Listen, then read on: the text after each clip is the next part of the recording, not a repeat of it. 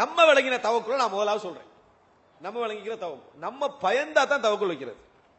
எப்படி பயந்தா தவக்குள் வைக்கிறது? ஊட்ட விட்டு போறோமா, கதவெல்லாம் பூட்டி எல்லாம் முடிச்சுட்டு, மூடினியா ஜன்னலை மூடினியா, அதை மூடினியா, இதை மூடினியா எல்லாம் கேட்டுட்டு தவக்கல் துவல்லாம் மற்றதையும் பார்த்துக்கொள்வோம் அப்படின்றது பயமான நேரத்தில் மட்டும் தவக்கல் துவலாம். இவங்க யாருன்னு சொன்னால் பயத்துல மட்டும் அல்லாஹ்வை வணங்குறது.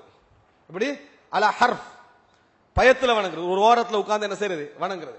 அப்ப இது இப்படி ஒரு சிலர் பிரயாணத்துல போற நேரம் எல்லாம் தவக்குள் வச்ச பிறகும் கூட ஊர்ல கொஞ்சம் திருடன் பயம் அப்படியெல்லாம் இருந்ததுன்னா அடிக்கடி அந்த யோசனையே வரும். நான் தவக்குள் வச்சுட்டு ஒழுங்கா பூட்டணுமா இல்லையா அப்படின்னு ஒரு ஒரு தவக்குள் என்றது ஒரு பயத்துல வைக்கப்படுற மாதிரியான தவக்குள் நம்மகிட்ட கொஞ்சம் இருக்குது. அதே போல நிறைய, அதாவது வாகனங்கள்ல போற நேரத்துல நமக்கு பெரும்பாலும் தவக்குள் வர நம்ம பிளைட் தான் என்ன செய்யும், அவளை நமக்கு என்ன செய்யும், அவசரமான தவக்குள் என்ன செஞ்சிடும் வந்துரு. ஏன்னா அதுல மட்டும்தான் எப்படி மௌத்தாக அமைக்கிறேன்னு காட்டுவான், வழங்கிட்டான். அதுல மட்டும்தான் எப்படி நீ மௌத்தாக அமைக்கிறேன்னு காட்டுவான். அப்ப கொஞ்சம் பயங்கரமான இடங்கள் என்ன செய்யும், தவக்குள் வரும். இன்னும் சில இடங்கள்ல பிசினஸ்ல நல்லா பெரிய இன்வெஸ்ட் பண்ணிட்டான்னு வைங்களேன், அது ஒரு பயம் தானே. அப்போ உடனே பார்த்தாலும் என்ன செய்யும், தவக்குள் வரணும், அங்கே வரக்கூடாத இடம் இல்ல. ஆனா அந்த தவக்குள் எப்படி வருதுன்னு சொல்றேன், எங்கட எல்லாம் ஹவுஃப்ல வரக்கூடிய தவக்குள் எங்க, அதாவது பயத்துல மட்டும் ரகபம் வரஹபா, அதாவது எங்களை அவர்கள் எப்படி பிரார்த்திப்பார்கள் சொன்னால், அதாவது ரஹபம் வரஹபா, பயத்தோடும் ஆசையோடும் அவர்கள் பிரார்த்திப்பார்கள். வெறும் ரஹபத் அல்ல, வெறும் அந்த ரஹ்பானியத் என்ற பகுதி மட்டுமல்ல. அதாவது என்ன, பயத்தால மட்டும் இறைவனை ஆசையும் இருக்கணும். ஆனா மட்டும் என்ன செய்து அந்த மாதிரியான ஒரு நிலையை என்ன செய்கிறோம் நம்ம பார்க்கிறோம். இந்த தவக்குள், இந்த பயத்துல வார அந்த வார தவக்குள் இருக்குது. இந்த தவக்குள்ள இறைவன், எல்லா தவக்குளுக்கும் இறைவன் கூலி இருக்குது. ஆனா இறைவன் கூலி எப்படி தாராண்டா, அலா கத்ரி நியத்தி, உங்களுடைய நம்பிக்கை இறைவனை பத்தி எப்படி இருக்குது. ஆனா இந்த பன்னி அப்தி, எனது அடியான் என்னை எப்படி நினைக்கிறானோ அவனிடத்தில் தான் நான் இருக்கேன், அந்த எண்ணத்துல தான். என்னை நீ எந்த அளவுக்கு நம்புறியோ அந்த அளவுக்கு நான் உனக்கு என்ன செய்வேன், உதவி செய்ய. இந்த மனநிலை எங்கள்கிட்ட எவ்வளவு இருக்குது. நம்ம இந்த நம்புறோமே இந்த ஒரு சில விஷயங்கள்ல, அதாவது எங்களுடைய தவக்குலை பொறுத்த வரைக்கும் அச்சமான சூழ்நிலைகள், இந்த மாதிரி விஷயத்துல நம்ம நம்புறோம். ஆனால் உண்மையில இஸ்லாமிய அறிஞர்கள் தவக்குலுக்கு சொன்ன வரைவிலக்கணத்தை பார்த்தோம்னு சொன்னார். இப்னு ரஜப் அல் ஹம்பலி அவர்கள் சொல்கிறார்கள், சித்கு இஅ்திமாதில் கல்ப், இந்த உள்ளம் இறைவன் மீது, அல்லாஹ் அல்லாஹ்வின் மீது வைக்கக்கூடிய நம்பிக்கையின் உண்மையான வடிவத்துக்கு பெயர் தவக்குல். அதாவது இந்த உள்ளம் இறைவன் மீது வைக்கக்கூடிய நம்பிக்கையின் உண்மையான வடிவம் எதுல, ஃபிஸ்திஜ்லாபில் மனாஃபி அல்லது மசாலிஹ், எனக்கு நல்ல விஷயங்கள் நடக்க வேண்டும், எனக்கு வாழ்க்கையில நடக்கிற எல்லாம் ஹைராக என்ன செய்யணும், இருக்கணும் என்கின்ற அந்த நல்லதை வர வைத்துக் கொள்ள வேண்டும் என்பதில் உள்ள ஆர்வம். வதஃஇல் மதார், தீங்குகள் வராமல் நான் அதை என்ன செய்யணும், தவிர்த்துக் கொள்ள வேண்டும். மின் உமூரி துன்யா வல் ஆகிரா, உலக மற்றும் மறுமை விஷயங்கள். மூணு அம்சம். முதலாவது சித்கு இஅ்திமாதில் கல்ப், உள்ளம் இறைவனை எந்த அளவில் நம்பணும் என்று சொன்னா உண்மையான வடிவம் அதுல இருக்கணும். இறைவனை நம்புறதுல என்னென்ன விஷயத்துல நல்ல விஷயங்கள் எனக்கு நடக்க வேண்டும் என்பதிலும், தீங்கான விஷயங்கள் எனக்கு நடக்க கூடாது என்பதிலும் உள்ளம் அதுல என்ன செய்யணும், மிக நம்பிக்கையோட இறைவன் தான் எல்லாம் அப்படி நம்பணும். ரெண்டு விஷயத்திலையும், மின் உமூரி துன்யா வல் ஆகிரா, உலக விஷயமாக இருந்தாலும் சரி மறுமை விஷயமாக இருந்தாலும் சரி. டோட்டலா சொல்ல போனா லைஃப வாழ்ந்து கொண்டிருக்கக்கூடிய நேரத்தில் கல்பு வைக்கக்கூடிய நம்பிக்கை முழுமையாக யார் மீது இருக்கணும், இறைவன் மீது இருக்க வேண்டும் என்பதற்கு தான் தவக்குல் என்று என்ன செய்தார்கள் சொன்னார்கள். அப்ப ஒரு விஷயத்துல சொல்லல, எல்லா விஷயங்களிலும் உங்கள்கிட்ட எல்லா விஷயங்கள், அதாவது நீங்க பிளான் பண்றது, திட்டமிடுறது, குடும்பத்துடைய நலவுகள், சமூக நலவுகள், உங்களது சிந்தனை, உங்களது எண்ணங்கள், இதுல எல்லாமே உங்களை நிக்கிற அப்படி தாங்குற இடமா எதிர்க்கணும் தவக்குல். நீங்க எதை வச்சாலும் கடைசி என்ன, தவக்குல்ல என்ன செய்யணும், நிக்கணும். இதுதான் நம்ம தவக்குல் வைப்பதற்கு இஸ்லாமிய அறிஞர்கள் புரிந்து கொண்டு, இமாம் இப்னு ரஜப் அல் ஹம்பலி எல்லாம் அவர் ஈமானிய விஷயங்கள்ல கூடுதலாக அதாவது நுட்பங்களை கண்டு பேசிய ஒரு அறிஞர். அப்ப அவர்களுடைய வரைவிலக்கணமாக இதை நம்ம என்ன செய்யறோம் பார்க்கிறோம். இரண்டாவது, தவக்குலை புரிஞ்சு கொள்றது இன்னொரு முக்கியமான அம்சம். இஸ்லாத்தை பொறுத்த வரைக்கும் தவக்குல் என்பது இந்த உலகத்துடைய காரணங்களை புறக்கணிப்பது அல்ல. எப்படி, இந்த உலகத்துடைய காரணிகளை புறக்கணிப்பது அல்ல. கட்டாயம் இந்த உலகத்தை இறைவன் எப்படி இயங்க வைத்திருக்கிறானோ, இதை செஞ்சா இது நடக்கும், இது செஞ்சா இது நடக்காது, இது செஞ்சா இந்த பாதிப்பு வச்சுக்கிறான்ல, அஸ்பாபுகள், காரணிகள், இதை புறக்கணிப்பதல்ல தவக்குல். அதுக்கு பேர் தவாக்குல். அதுக்கு பேர் என்ன, தவாக்குல். ஒன்னும் செய்யாம இருக்கிறது.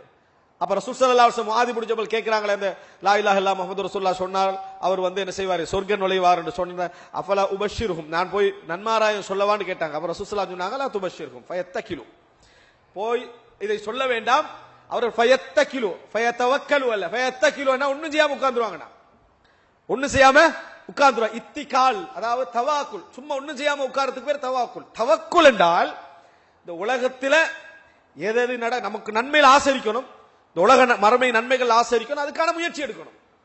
தீங்கு வராம இருப்பதற்கான அறிவை பயன்படுத்தி அதுக்கான எல்லா முயற்சி எடுக்கணும்.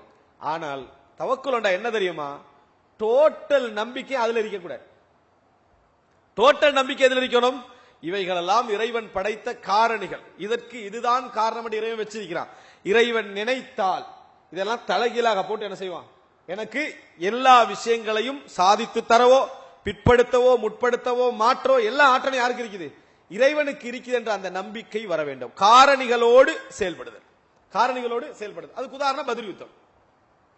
பத்ர் யுத்தத்தில் வெறும் கையோட ரசூல் ஸல்லல்லாஹு அலைஹி வஸல்லம் போனாங்களா? இல்ல, தங்களால முடிந்த ஆயுதங்களை கொண்டு போய் வச்சிருந்தாங்க.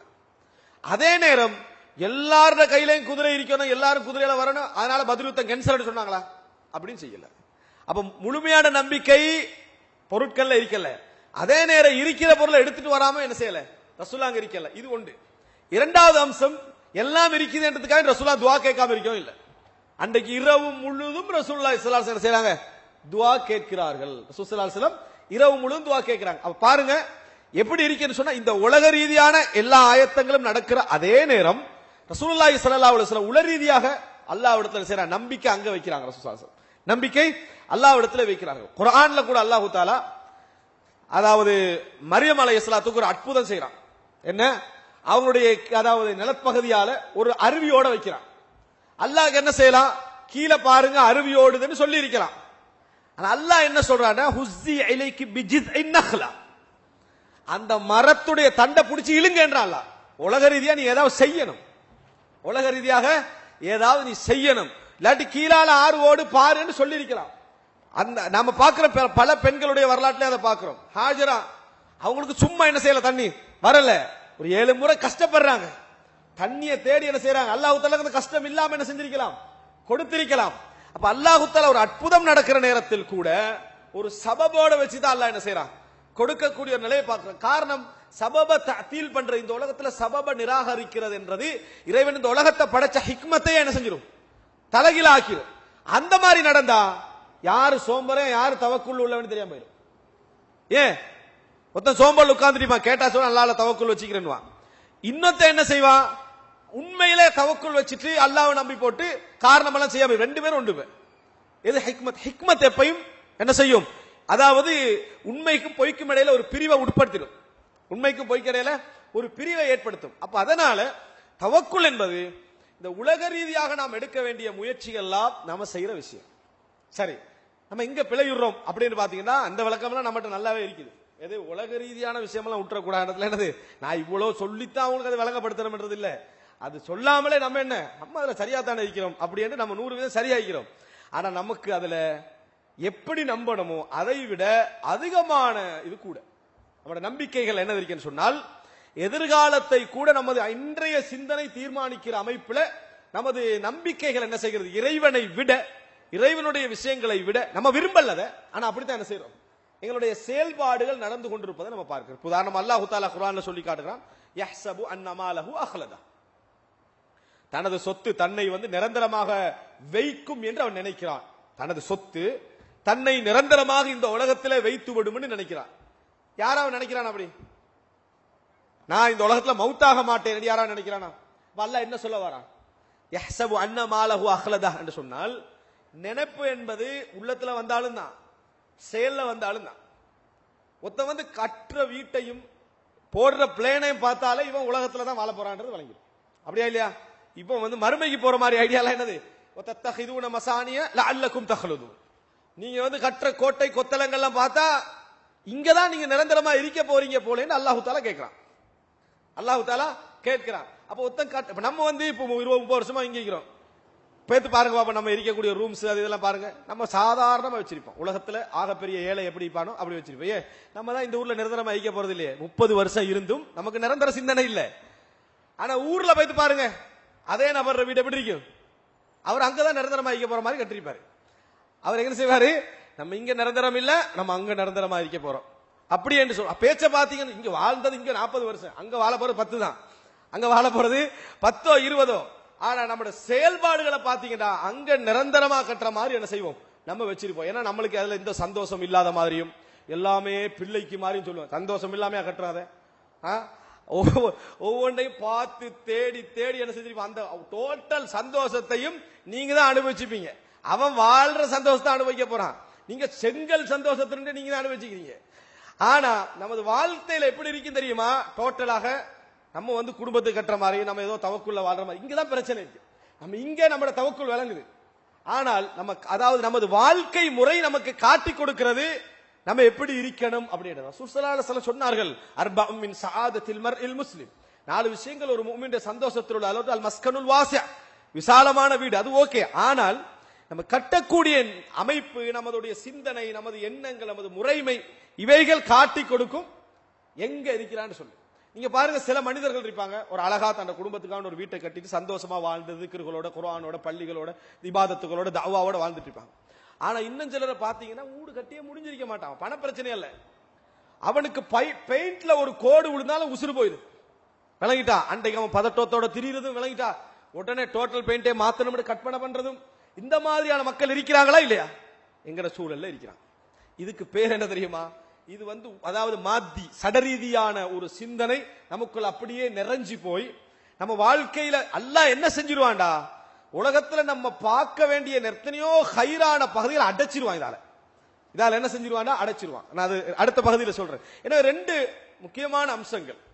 தவக்குல நம்ம புரிஞ்சு கொள்றதுன்றது எப்படி என்றதும், இரண்டாவது டோட்டல் நலவு விஷயங்களையும் நமக்கு ஆர்வமும், கெடுதி விஷயங்கள் நடக்கக்கூடாதுன்றதுல ஆர்வம், அதுக்கான காரணிகளையும் நம்ம கையாளல் தான் தவக்குல்.